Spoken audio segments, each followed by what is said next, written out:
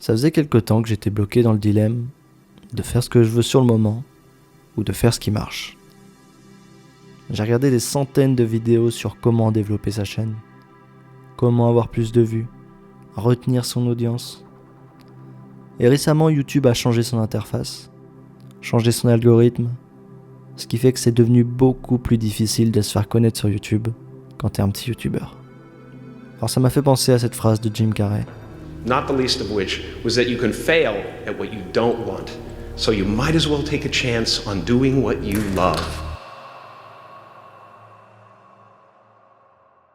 C'est comme ça que j'ai eu l'idée de lancer Fantastique.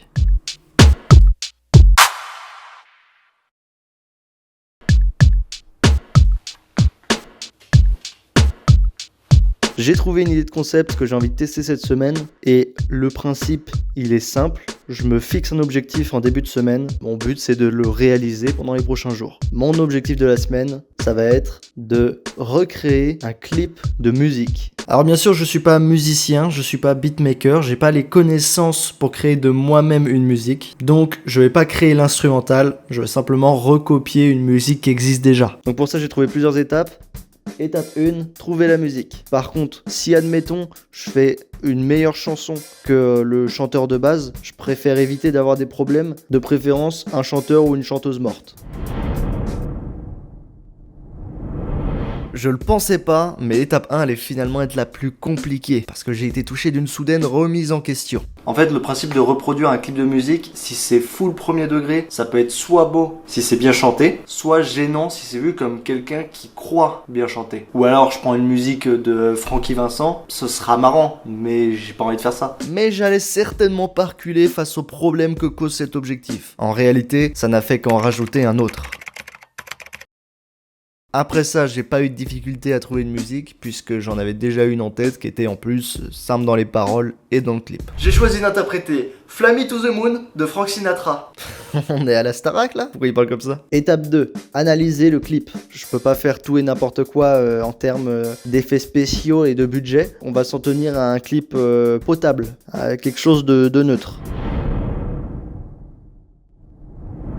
Vu que c'est une vieille musique, il n'y a pas vraiment de clip, c'est plus à chaque fois des sessions live. Il y en a une qui a la mention Vevo, donc je suppose qu'on peut la considérer comme un clip et donc partir sur celle-là. En plus, je vous avoue qu'elle m'arrange assez bien celle-là. Ah, le clip en lui-même a rien d'extravagant, c'est en partie pour ça que je l'ai choisi. On voit Francky qui danse, qui s'amuse, qui fait le beau gosse, et je crois que ça m'a donné une idée. Bon, à part ça, c'est des plans de caméra assez simples, avec une caméra, un fond vert et un peu d'imagination, je devrais pouvoir le faire.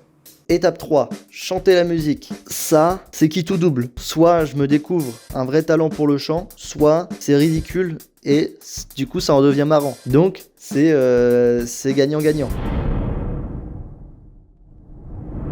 J'ai chanté avec la musique, j'ai fait du karaoké, j'ai chanté sans la musique, maintenant reste plus qu'à l'enregistrer. Alors un matin, je me lève et je fais un test. Je télécharge le son, je le mets sur Premiere Pro et je sors ça. Fly me to the moon, let me play among the stars. Comment vous dire que j'ai hurlé de rire quand je l'ai écouté pour la première fois? Là vous avez écouté qu'un petit extrait et il est clairement bien comparé à d'autres moments. Je me suis dit que c'était parfait et j'ai décidé d'y ajouter quelques épices. Non mais maman, mais c'est pour YouTube. Putain, y'a plus de produits dans ma puff là. Putain, y'a plus de produits dans ma puff là. Maman, je peux plus utiliser la puff là. Putain, ça sent le trou du cul ce micro. Adrien, t'as une cig? J'en supplie, juste une cig. J'y glisse un petit effet vieille radio et c'est tout bon pour l'étape 3. Et l'étape 4, évidemment, faire le clip et voir où ça nous mène.